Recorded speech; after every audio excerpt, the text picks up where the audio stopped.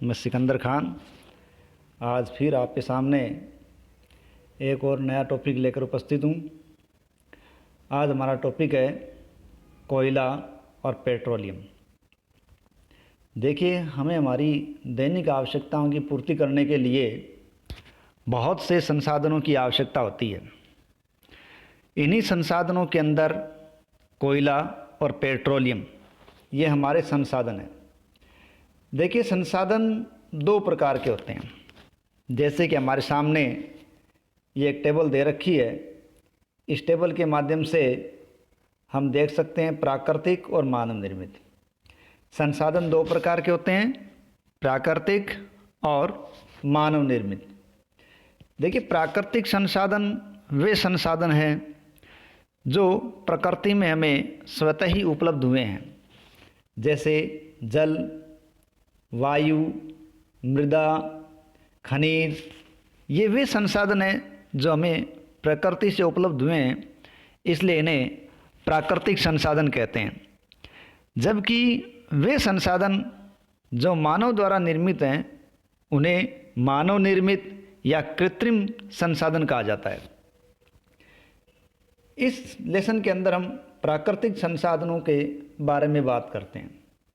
देखिए, यहाँ बूझों के द्वारा एक प्रश्न पूछा जा रहा है, क्या हम प्राकृतिक संसाधनों का निरंतर उपयोग कर सकते हैं?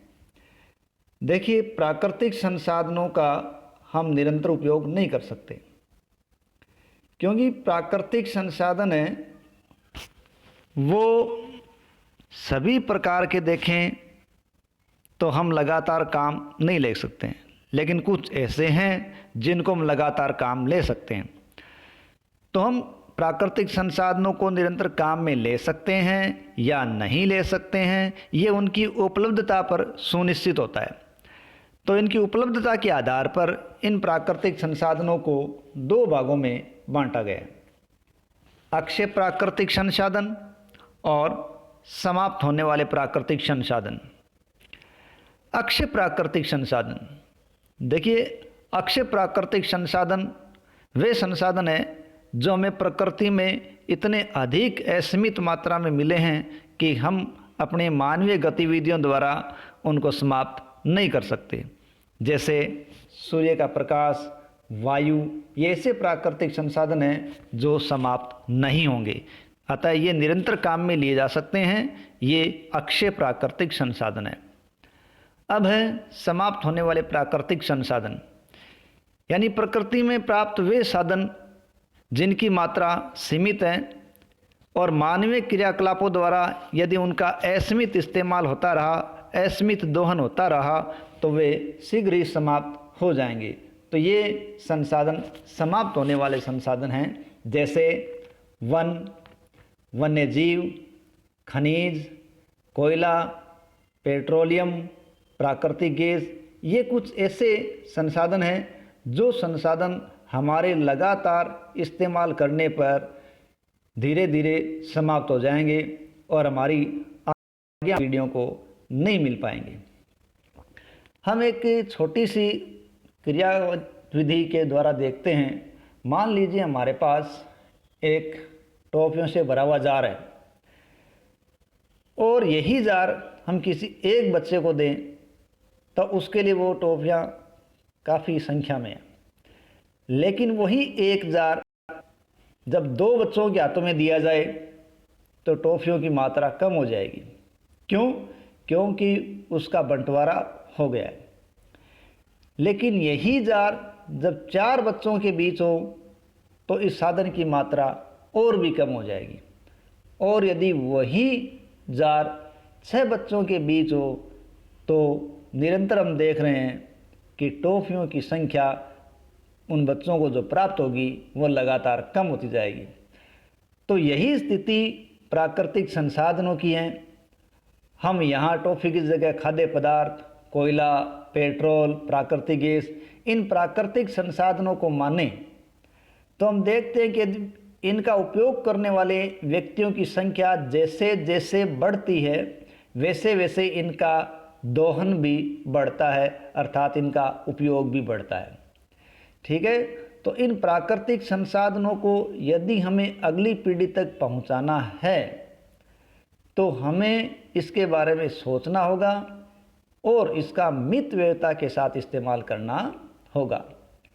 कोयला, पेट्रोल, ये कुछ ऐसे प्राकृतिक संसाधन हैं जो समाप्त होने वाले हैं और ये प्राकृतिक संसाधन जो कोयला और पेट्रोल हैं वो सजीव प्राणियों के मृत अवशेषों से प्राप्त होते हैं, उससे बनते हैं, इसलिए इन्हें जीवाश्म ईंधन कहा जाता है। अर्थात कोयला और पेट्रोल ये जीवाश्म ईंधन है। अब बात आती है कोयला क्या है या कोयला कैसे बनता है, और यही बात इस पुस्तक के अंदर पहली के समझ में नहीं आ रही है कि कोयला हमें कहाँ से प्राप्त होता है और ये बनता कैसे है। देखिए, पहले बात करते हैं कि कोयला है क्या। कोयला एक काला कठोर पदार्थ होता है।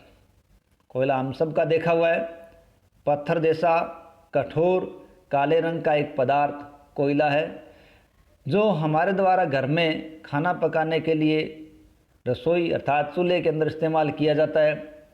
रेल के इंजन चलाने के लिए जो भाप बनाते हैं उसमें भी पहले इनका इस्तेमाल होता था। ऐसा नहीं है कि आज नहीं होता, लेकिन आज टेक्नोलॉजी बढ़ गई है इसलिए इसका इस्तेमाल सीमित हो गया है, बाकी विद्युत पर आधारित काम चलता जा रहा है। इसके अलावा तापीय शक्ति संयंत्रों में विद्युत उत्पन्न करने के लिए भी हम कोयले का इस्तेमाल करते हैं। इसके अलावा विभिन्न उद्योगों में ईंधन के रूप में भी कोयले का ही इस्तेमाल किया जाता है। तो कहने का तात्पर्य है कि आज जीवन में अनेक क्षेत्र ऐसे हैं जहां कोयला काम आ रहा है। अब बात करते हैं कि ये कोयला बना कैसे, इसके बनने की कहानी आखिर है कैसे। देखिए, वैज्ञानिक मानते हैं कि लगभग 300 मिलियन वर्ष पहले पृथ्वी के निचले जलीय क्षेत्रों में जहां घने वन थे, पृथ्वी के निचले जलीय क्षेत्रों में जहां कभी बहुत घने वन थे, वहां बाढ़ आ गई या कोई बाढ़ जैसी अन्य प्राकृतिक आपदा आ गई।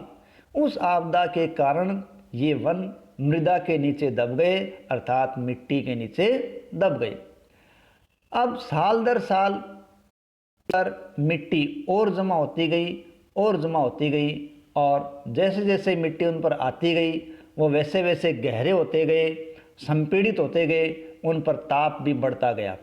और ये गहराई बढ़ने के साथ ताप दाब जैसे जैसे बढ़ा, वैसे वैसे पृथ्वी के भीतर जो मृत पेड़ पौधे थे वो धीरे धीरे धीरे कोयले में परिवर्तित हो गए। इस प्रकार मृत वनस्पति है वो धीमे प्रक्रम द्वारा कोयले में बदल गई, और मृत वनस्पति का धीमे प्रक्रम द्वारा कोयले में बदलना कार्बनीकरण कहलाता है। चूँकि ये जो कोयला है वो वनस्पति के अवशेष से बना है और वनस्पति सजीव है, जीव है, अतः कोयला एक जीवाश्म ईंधन है। ठीक है, कोयला जीवाश्म ईंधन है। वायु में जब कोयले को गर्म किया जाता है या इसको जलाया जाता है तो ये मुख्य रूप से कार्बन डाइऑक्साइड गैस उत्पन्न करता है। वायु में जलाने पर कोयला कार्बन डाइऑक्साइड गैस उत्पन्न करता है। उद्योगों में कोयले का जब प्रोसेस किया जाता है या प्रक्रमण किया जाता है तो कुछ अन्य उत्पाद हमें कोयले से मिलते हैं। कोक, कोलतार, कोल गैस या कोयला गैस। यानी कोक, कोलतार, कोयला गैस ये कोयले के प्रोसेसिंग द्वारा हमें प्राप्त होते हैं। हम बात करते हैं पहले कोक। कोक आखिर है क्या? देखिए, कोक हमें इतना पता चल गया कि कोक एवं कोयले से मिला है। कोक एक कठोर, सैरंध्र और काला पदार्थ है और कोक कार्बन का एक लगभग शुद्ध रूप है। इस कोक का उपयोग इस्पात के औद्योगिक निर्माण में और बहुत सी धातुओं के प्रोसेसिंग में, निष्कर्षण में इस कोक का इस्तेमाल किया जाता है। तो कठोर, काला और सैरंध्र पदार्थ कोक है। नेक्स्ट पदार्थ है कोलतार। देखिए, कोलतार और डामर एक ही नाम है। कोलतार एक अप्रिय गंध वाला गाढ़ा द्रव होता है और ये लगभग 200 पदार्थों का मिश्रण है। कितने पदार्थों का मिश्रण है? लगभग 200 पदार्थों का मिश्रण है। कोलतार से प्राप्त जो उत्पाद है, उन उत्पादों को हम दैनिक जीवन में कई जगह काम लेते हैं। कोलतार से जो पदार्थ अपने को मिलते हैं, जो प्रोडक्ट हमें मिलते हैं, वो दैनिक जीवन में हमारे कई काम आते हैं। जैसे औद्योगिक निर्माण में, उद्योगों में जैसे संश्लेषित रंग बनाने में, औषधि निर्माण, विस्फोटक निर्माण, सुगंध, प्लास्टिक, पेंट, फोटोग्राफिक सामग्री, छत निर्माण सामग्री आदि के निर्माण में इस कोलतार का इस्तेमाल होता है। और विशेष बात यह है कि मौत और कीटों को भगाने के लिए जिस नेपथलीन की गोलियां हम इस्तेमाल करते हैं, वह नेपथलीन की गोलियां भी कोलतार से ही बनाई जाती है। और आजकल पक्की सड़कों के निर्माण में कोलतार का इस्तेमाल कम होता जा रहा है, जबकि एक समय था जब सड़कें केवल कोलतार से ही बनाई जाती थी, लेकिन आजकल कोलतार का इस्तेमाल लगातार कम होता जा रहा है और कोलतार के स्थान पर पेट्रोलियम का एक उत्पाद बिटुमिन है, उसका इस्तेमाल ज़्यादा हो रहा है ताकि सड़क पक्की हो सके। नेक्स्ट है कोयला गैस या कोल गैस। देखिए, ये जो कोयले का उत्पाद है, वो कोयले के प्रोसेसिंग द्वारा जब हम कोक बनाते हैं, उस समय कोयला गैस या कोल गैस हमें प्राप्त होती है। अर्थात जब कोयले का प्रोसेस किया जाता है कोक बनाने के लिए, उस समय हमें कोयला गैस मिलती है। और यह कोयला प्रोसेसिंग संयंत्रों के निकट स्थापित बहुत से उद्योगों में ईंधन के रूप में काम आ जाता है। तो इस प्रकार कोक, कोलतार, कोयला गैस ये कोयले के उत्पाद हैं। कोल गैस या कोयला गैस के इस्तेमाल के संदर्भ में हम बात करें तो लंदन में 1810 में तथा न्यूयॉर्क में 1820 के आसपास इस कोयला गैस का इस्तेमाल पहली बार सड़कों पर रोशनी करने के लिए किया गया था। अर्थात कोयला गैस का इस्तेमाल किस में किया गया? पहली बार सड़कों पर रोशनी करने के लिए लंदन और न्यूयॉर्क में इसका इस्तेमाल किया गया।